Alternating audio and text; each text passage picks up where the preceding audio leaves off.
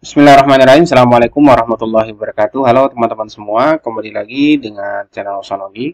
Baik, di kesempatan kali ini kami kembali akan memberikan informasi terbaru seputar seleksi P3K 2024, yang mana per hari ini BKN kembali merilis data terbaru untuk jumlah pendaftar P3K 2024, baik untuk P3K guru, teknis, dan juga kesehatan, dan jumlah pelamar yang memenuhi syarat dan juga tidak memenuhi syarat.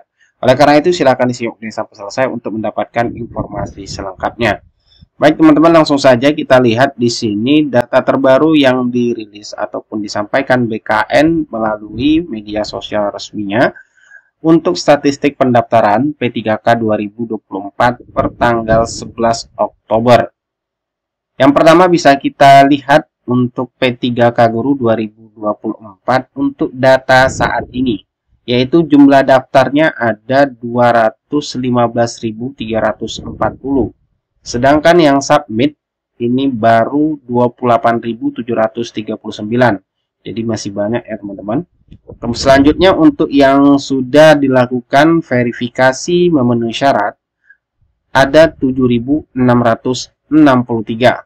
Nah, kabar buruknya ternyata banyak juga yang dinyatakan tidak memenuhi syarat, teman-teman. Yaitu angkanya sampai 633 ya, yang tidak memenuhi syarat dari instansinya, teman-teman. Untuk yang P3K guru. Sedangkan untuk yang P3K tenaga kesehatan, untuk per tanggal 11 Oktober, jumlah pendaftar itu pelamarnya ada 53.887. Sedangkan sudah submit itu mencapai 1.201. Dan untuk yang sudah dinyatakan verifikasi memenuhi syarat dari instansinya itu 379. Dan yang TMS juga ada, teman-teman, yaitu 25 pelamar yang dinyatakan TMS dari instansinya untuk P3K tenaga kesehatan. Nah, kemudian untuk yang P3K teknis bisa kita lihat data terbarunya juga. Dan untuk P3K teknis 2024 jumlah pelamar yang terbanyak di tahun ini ya teman-teman. Untuk per tanggal 11 saja sudah mencapai di angka yang mendaftar pelamarnya 599.068 pelamar. Sedangkan yang sudah submit itu baru 44.207. Belum ada separuhnya teman-teman yang sudah submit. Kemudian untuk yang sudah dinyatakan verifikasi memenuhi syarat dari instansinya 11.447. Nah, untuk yang dinyatakan tidak memenuhi syarat dari instansinya ini hampir 1.000 teman-teman, yaitu 995 untuk per 11 Oktober. Ini angka yang cukup banyak juga karena ada yang dinyatakan tidak memenuhi syarat honorer sudah melamar P3K 2024 di P3K teknis. Angkanya mencapai 995. Jadi bagi teman-teman yang belum submit ya, dari pendaftar 599.068, pastikan dicek lagi datanya di bagian resume pendaftaran. Pastikan sebelum melakukan akhiri proses pendaftaran, data yang diupload, data yang sudah diisi, kemudian relevansi jabatan yang dilamar dengan kualifikasi pendidikan dicek kembali. Ya, kalau perlu dikoordinasikan dengan BKD ataupun BKPSDM-nya dan dicek, dibaca secara cermat, teliti pengumuman instansinya yang berkaitan dengan relevansi jabatan, kualifikasi pendidikan, kemudian data yang diinput, kemudian berkas yang diupload di portal SSCSN. Karena untuk seleksi administrasi ini menentukan sekali bagi teman-teman untuk bisa mengikuti tahapan seleksi P3K 2024 di tahun ini, teman-teman. Nah, tentunya jika yang sudah dinyatakan oleh seleksi administrasi berdasarkan penjelasan-penjelasan yang sudah kita dapatkan, ia akan dipertimbangkan ya, akan ikut tes, kemudian tidak mendapatkan formasi nanti seandainya itu akan dipertimbangkan jadi P3K paruh waktu. Artinya seleksi P3K 2024 ini secara tidak langsung mendata kembali ya honorer yang akan mengikuti P3K 2024 dan untuk diangkat menjadi P3K penuh waktu ataupun paruh waktu. Seperti itu teman-teman. Nah, untuk lebih jelasnya lagi kami di sini juga akan memutarkan kembali video terkait dengan proses pendaftaran untuk seputar pertanyaan berkaitan dengan pendaftaran P3K dari instansi yang bisa sama-sama kita simak videonya, teman-teman. Jadi silakan didengarkan terkait dengan penjelasan di video ini. Jadi ada beberapa pertanyaan yang menanyakan kaitannya dengan adanya prioritas manakala melamar di unit kerja asal. Ya, jadi banyak pertanyaan seperti itu yang masuk di helpdesk ya, yang termasuk yang di chat WA pribadi saya juga ada. Itu jadi kaitan dengan hal ini dapat kami sampaikan ya Bapak Ibu ya, bahwasanya sesuai dengan regulasi pengadaan P3K tahun 2024 sebagaimana diatur di Kepmenpan 347, 348, 349 dan juga Permenpan 6 tahun 2024 itu tidak ada afirmasi berdasarkan asal pendaftaran. Jadi tidak ada pengaruhnya manakala mendaftar di instansi asal atau di unit kerja asal tepatnya ya, atau di unit kerja atau OPD lain. Itu tidak ada pengaruhnya. Jadi pelamar yang dari unit kerja asal dan juga dari unit kerja lain itu akan diberlakukan sama. Jadi tidak ada sifatnya itu prioritas. Itu mungkin teman-teman masih termindset sebagaimana regulasi yang pengadaan P3K tahun 2023 itu berlaku untuk tenaga nakes. Memang tahun lalu, tahun 2023 memang diberlakukan hal demikian. Tapi untuk tahun 2024 tidak Bapak Ibu. Jadi pelamar yang dari unit kerja asal maupun dari unit kerja lintas OPD dari unit kerja lain ya, itu akan diberlakukan sama, tidak ada prioritas berdasarkan asal unit kerja. Itu ya, jelas ya. Itu. Kemudian udah ya, cukup ya itu ya. Ada Sinta ya. Oke, Pak. Oke, selanjutnya. Selanjutnya, sudah masuk di pendataan BKN sebagai guru, tetapi tidak masuk dalam data Dapodik. Apakah bisa melamar sebagai guru? Kalau tidak bisa, harus melamar jabatan apa? Jika pendapat teknis, berarti sudah tidak relevan dengan pekerjaan sehari-hari. Bagaimana terkait SPTJM-nya? Ya, oke.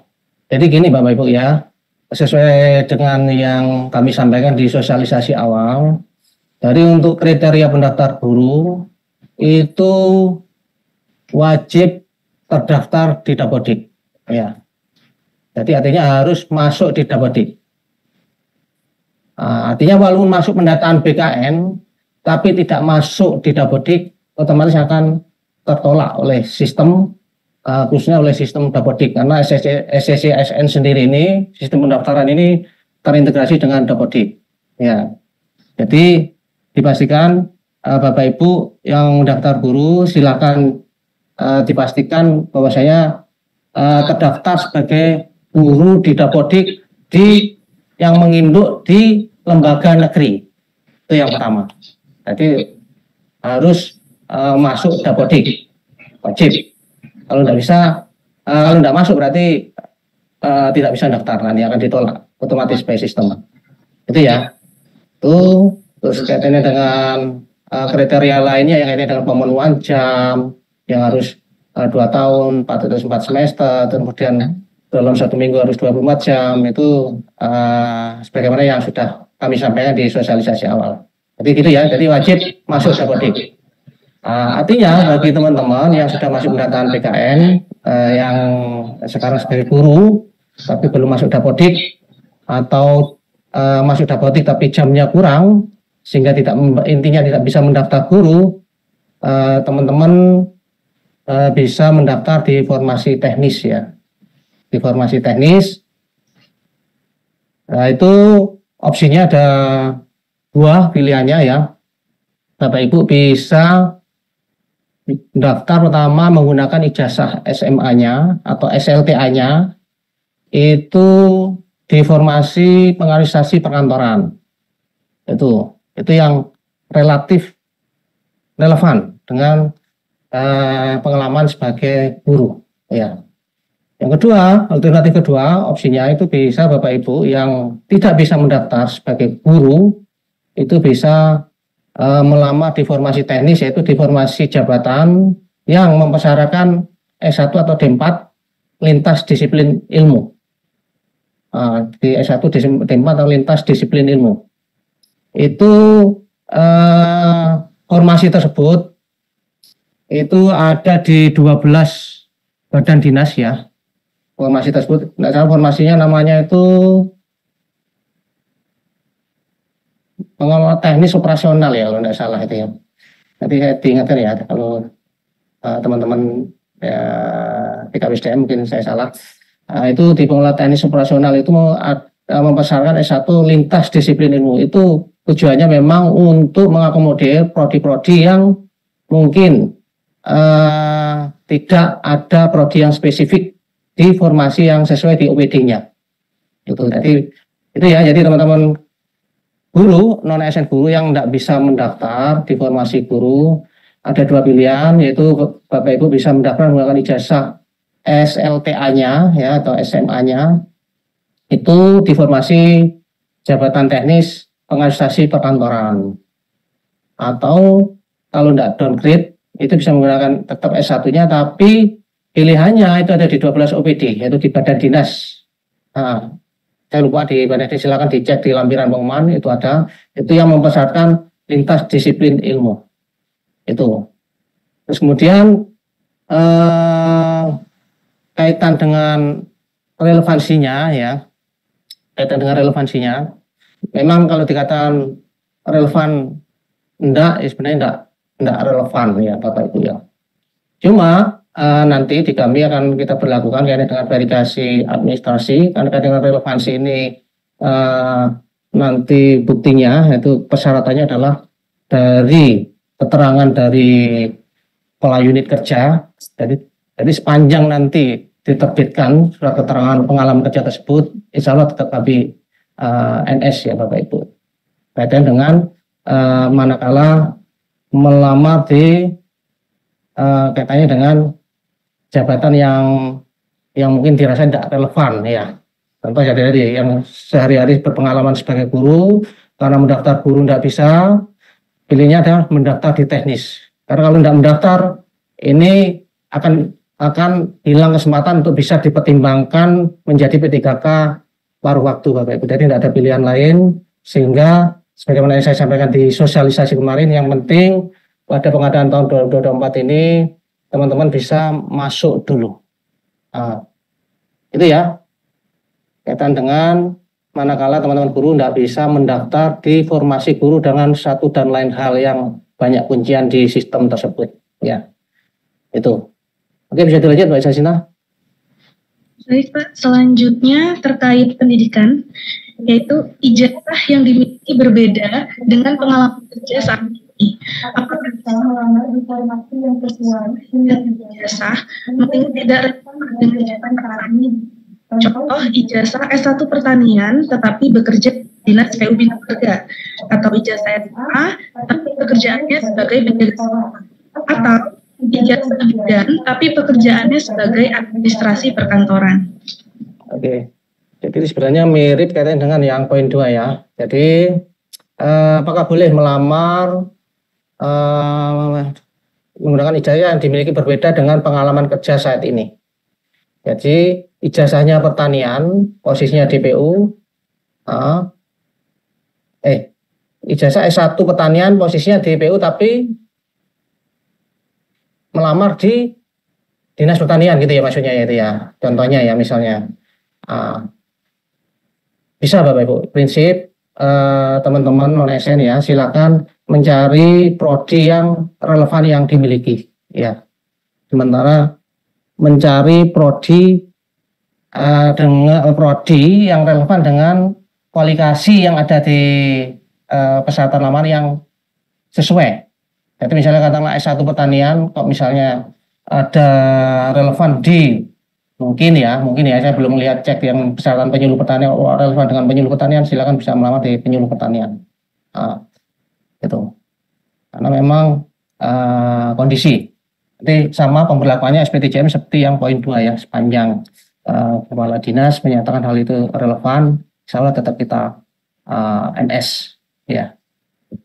Itu karena nanti untuk penyikapannya itu pada saat pengusulan NIP itu kan pengusulan DH nanti akan kita pandu lebih lanjut untuk merelevansikan dengan jabatan sebelumnya. Itu nanti ada teknis lebih lanjut, nanti kita bimtek lebih lanjut manakala sudah dinyatakan lulus P3K.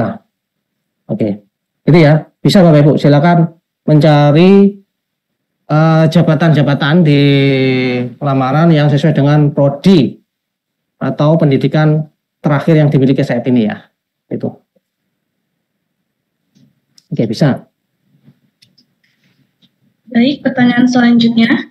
Pendidikan yang tertera pada pendataan BKN atau SK adalah pendidikan yang apa? Saat ini sudah ada pendidikan terbaru misal pada pendataan BKN, pendidikannya D3, lalu saat ini sudah memiliki ijazah S1. Apakah boleh mendaftar untuk pendidikan S1 atau pendidikan barunya? Atau pendidikan BKN yang tertera pada SK? Dan pendidikan mana yang harus ditunjukkan pada SPTJM, surat keterangan, dan semacamnya. Baik.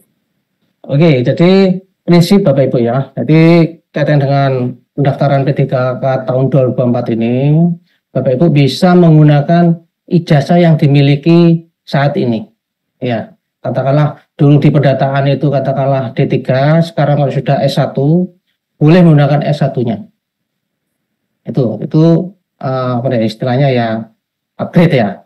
Dan sebaliknya, manakala punya S1, tapi S1-nya katakanlah tidak ada, ataupun ada yang mungkin lintas disiplin karena pertimbangan lain ya, pertimbangan suatu dan lain hal, karena nanti penempatannya harus di kota, sementara rumahnya mungkin di katakanlah di Jember perbatasan, itu dirasa jauh sehingga mungkin lebih memilih downgrade daripada mungkin harus melamar di suatu unit kerja atau UPD yang mungkin dirasa nanti penempatannya terlalu jauh.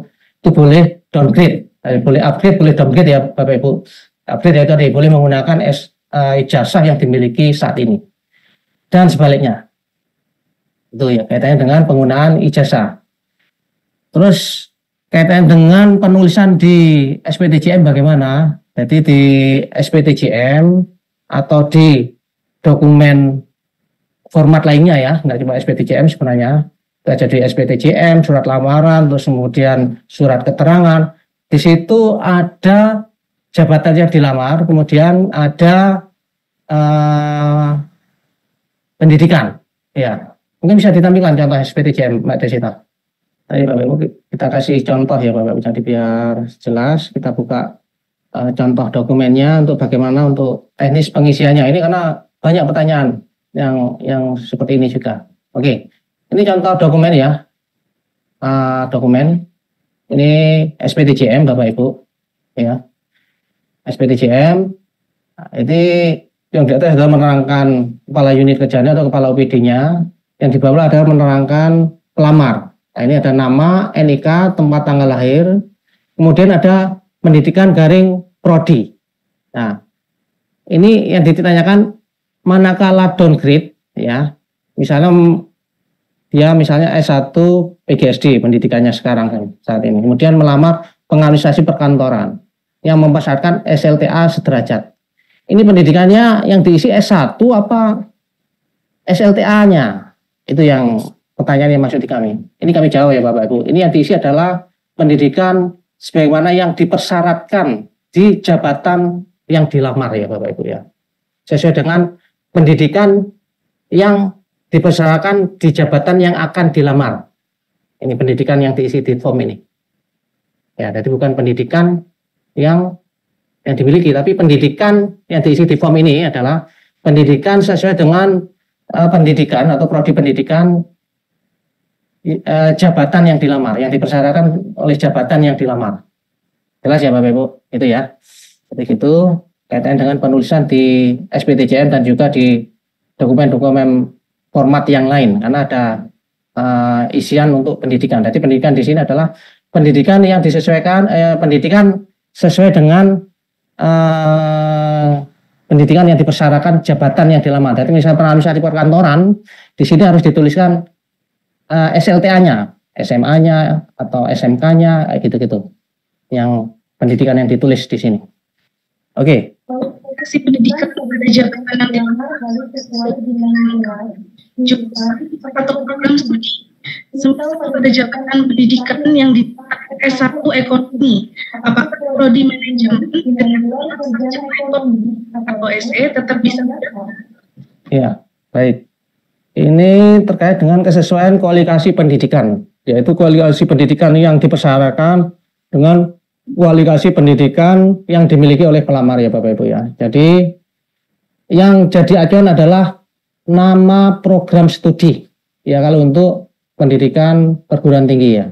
Nama program studi, bukan fakultasnya, bukan jurusannya, atau mungkin minatnya. Kadang di ijazah itu ada peminatan, bukan. Tapi yang jadi acuan adalah nama program studinya yang dicocokkan. Kalau di persyaratan itu mempersyaratkan S1 ekonomi, itu yang bisa melamar adalah prodi-prodi yaitu S1 ekonomi, program studi ekonomi. Apakah ada? Ada. Nanti kaitan dengan kesesuaian kualifikasi pendidikan, ini akan kita bahas detail di belakang. Jadi misalnya ekonomi ini yang bisa melamar ijazah-ijazah apa yang bisa melamar. Karena ini sangat krusial sekali kaitannya dengan kualifikasi pendidikan. Nanti akan kita jelaskan lebih detail kaitan dengan kesesuaian kualifikasi pendidikan yang dipersyaratkan. Itu. Jadi kalau sekilas ini ya S1 ekonomi apakah bisa dilamar oleh manajemen? Ini tidak bisa Bapak Ibu. Kalau orang awam mungkin Bapak Ibu itu menyampaikan bahwa ini adalah sama. Karena manajemen juga gelarnya SE, S1 ekonomi. Tetapi pemberlakuan di perval atau verifikasi baik di kami maupun di BKN itu berbeda Bapak Ibu. S1 ekonomi itu tidak bisa dilamar oleh manajemen, tidak bisa dilamar oleh akuntansi, padahal gelarnya sama dulu, S1 ekonomi juga. Hal-hal yang ini nanti karena ini krusial sekali, ini akan nanti kita bahas lebih detail terkait dengan kualifikasi pendidikan. Itu ya, jadi yang jadi adanya adalah nama program studi yang dicocokkan. Oke, lanjut Mbak Desinta. Baik, selanjutnya, apakah riwayat dan deskripsi pekerjaan yang diinputkan pada SSCASN mempengaruhi penilaian terhadap relevansi jabatan? Bagaimana jika jabatan yang dilamar tidak sesuai dengan pekerjaan sehari-hari? Apakah boleh menambahkan keahlian lain yang dimiliki yang tidak berkaitan dengan pekerjaan saat ini, tapi relevan dengan jabatan yang dilamar? Semisal penjaga sekolah pernah melakukan pendataan fasilitas sekolah. Baik, ini pertanyaan kaitan dengan relevansi jabatan ya Bapak Ibu ya.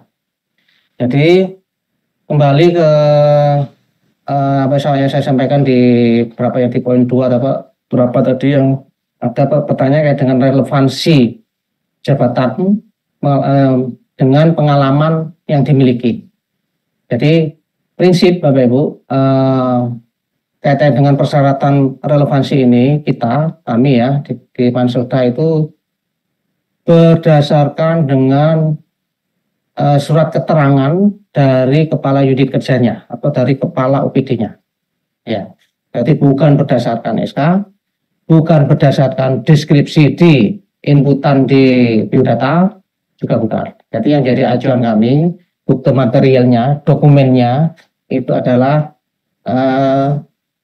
keterangan dan juga SPTJN dari kepala unit kerja atau kepala OPD. Sepanjang di situ diterangkan relevan, akan kita MS ya, karena memang sesuai dengan regulasi persyaratan itu kaitan dengan relevansi, buktinya itu adalah berupa keterangan dari kepala unit kerja maupun kepala OPD. Jadi bukan berdasarkan SK dan juga bukan berdasarkan deskripsi. Tapi apakah boleh membuat deskripsi yang serelevan mungkin dengan jabatan yang dilamar? Boleh Bapak Ibu, silakan. Saat mendeskripsikan di riwayat pekerjaan itu silakan boleh Bapak Ibu mendeskripsikan seolah-olah atau membuat deskripsi yang semirip-mirip mungkin dengan jabatan yang dilamar. Ada tupoksi-tupoksi yang mungkin itu mirip dengan jabatan yang dilamar. Contoh misalnya untuk jabatan guru, misalnya melamar pengadministrasi perkantoran. Itu sekilas ya enggak relevan Bapak Ibu. Guru kok di pengadministrasi. Tapi manakala dibuat deskripsi yang serelevan mungkin itu bisa dibuat Bapak Ibu. Karena kita ketahui bahwasanya di guru sendiri itu ada tugas-tugas yang sifatnya administratif juga. Bapak Ibu di situ bisa menjelaskan mungkin kaitan dengan perencanaan pembelajaran, terus kemudian pencatatan dan pengarsipan. Itu adalah fungsi-fungsi administrasi yang selama ini Bapak Ibu juga laksanakan. Hal itu contoh untuk kaitan dengan pembuatan deskripsi. Boleh. Jadi silakan dibuat deskripsi yang semirip mungkin dengan jabatan yang dilamar. Tapi itu bukan acuan kami sebagai istilahnya menverifikasi persyaratan. Yang jadi acuan adalah yaitu tadi berupa bukti dukung, berupa uploadan atau unggahan surat keterangan pengalaman ijazah. Jadi di format yang sudah kita sediakan itu ada surat keterangan pengalaman ijazah, itu esensinya adalah menerangkan relevansi. Yang kedua ada SPTJM, ya SPTJM aktif, itu esensinya adalah menerangkan keaktifan non ASN ini karena jadi syarat wajib. Jadi pengalaman 2 tahun, terus kemudian aktif saat mendaftar. Itu peran dari kepala OPD atau kepala unit kerja yang menentukan. Jadi sepanjang itu ada, insya Allah kami NS. Seperti itu ya Bapak Ibu ya. Oke, lanjut. Ini terkait dengan non ASN yang mungkin pengalaman kerjanya itu di beberapa lembaga, ya berpindah-pindah. Itu bagaimana dengan SPTJM-nya? Siapa yang menandatangani? Jadi yang menandatangani SPTJM Bapak Ibu adalah unit kerja yang sekarang ya. Unit kerja di mana Bapak Ibu sekarang di SK-kan atau di kontrak, ya itulah kepala unit kerja atau kepala OPD yang menandatangani SPTJM. Terus bagaimana yang dengan lembaga yang sebelumnya? Jadi prinsip Bapak Ibu, sepanjang di SPTJM terakhir Bapak Ibu, di unit kerja Bapak Ibu yang terakhir saya ini terpenuhi 2 tahun ya, karena di situ menerangkan bagian non ASN berapa tahun, berapa bulan itu dan aktif sampai sekarang, aktif bekerja sampai sekarang. Sepanjang masa kerjanya itu di SPTJM yang dibuat oleh kepala unit kerja sekarang itu sudah terpenuhi 2 tahun, sebenarnya itu sudah cukup Bapak Ibu. Berarti Bapak Ibu tidak perlu minta SPTJM dari lembaga-lembaga sebelumnya. Karena sejatinya ya, sebagaimana yang saya sampaikan tadi di depan, SPTJM ini konteksnya yaitu adalah kaitan dengan menyatakan bahwa saya ini si non ASN ini benar-benar aktif sekarang saat pendaftaran. Aktif. Karena itu menjadi syarat yaitu di pelamar P3K 224 itu harus aktif pada saat pendaftaran. Itu khususnya untuk pendataan BKN itu harus aktif sampai sekarang. Tapi yang tidak ikut pendataan BKN itu selain aktif harus terpenuhi masa kerja 2 tahun. Itu esensinya. Sepanjang SPTJM-nya itu sudah terpenuhi 2 tahun, itu sebenarnya sudah cukup dari SPTJM dari kepala unit kerja dan kepala OPD yang terakhir. Tapi manakala pengalaman kerjanya itu kurang dari 2 tahun, ya, itu harus ada SPTJM atau surat keterangan dari lembaga sebelumnya. Sehingga kalau kami nanti itu menverifikasi, itu selain aktif kita bisa men-tracking masa kerjanya itu harus terpenuhi 2 tahun. Itu aja sebenarnya. Sehingga memenuhi persyaratan sebagai kriteria pelamar, yaitu tadi yang terutama yang tidak masuk pendataan BKN itu harus 2 tahun aktif terus menerus ya, nyambung, tidak putus, dan aktif sampai sekarang. Itu titik beratnya di situ. Nah, jadi yang menandatangani SPTJM adalah kepala unit kerja, kepala OPD yang sekarang Kalau sudah terpenuhi dari 2 tahun di unit kerja sekarang itu sudah cukup untuk memenuhi syarat atau NS. Tapi manakala SPTJM itu masa kerjanya yang sekarang itu kurang dari 2 tahun, silakan ditambahi dari SPTJM dari lembaga sebelumnya. Yang mana kalau dijumlahkan itu bisa terakumulasi minimal 2 tahun dan terus menerus. Nyambung. Itu ya prinsip ya Bapak Ibu ya. Tuh. Terus bagaimana dengan penandatangan SPTJM lembaga yang sebelumnya? Nah ini yang tanda tangan adalah kepala sekolah, misalnya di kepala sekolah, atau kepala puskesmas, misalnya di puskesmas, yang menjabat sekarang Bapak Ibu. Jadi bukan yang menjabat sebelumnya. Jadi yang menjabat sekarang. Artinya ini melekat pada jabatan, bukan pada persen pejabatnya, bukan. Jelas ya Bapak, jadi melekat pada pejabatnya sekarang, bukan persen pejabat. Kalau persen pindah kan harus nyari ke instansi yang dia mana dia pindah.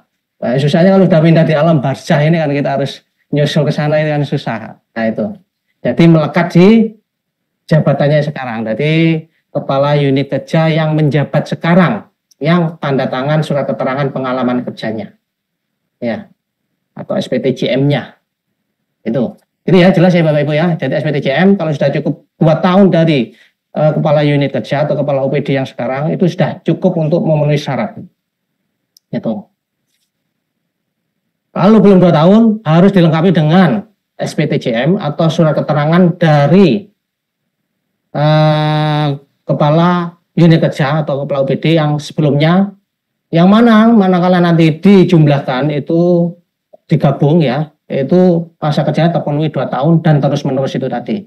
Bagaimana nanti untuk unggahnya? Silakan dijadikan satu file Bapak Ibu. Jadi yang pertama itu nanti dari SPTJM dari unit kerja yang sekarang di halaman 1, halaman 2 di SPTJM atau keterangan pengalaman kerja dari lembaga yang sebelumnya. Jadikan satu file Bapak Ibu, di combine kalau di PDF itu. Oke, jelas ya Bapak Ibu ya. Oke, selanjutnya Mbak Desinta.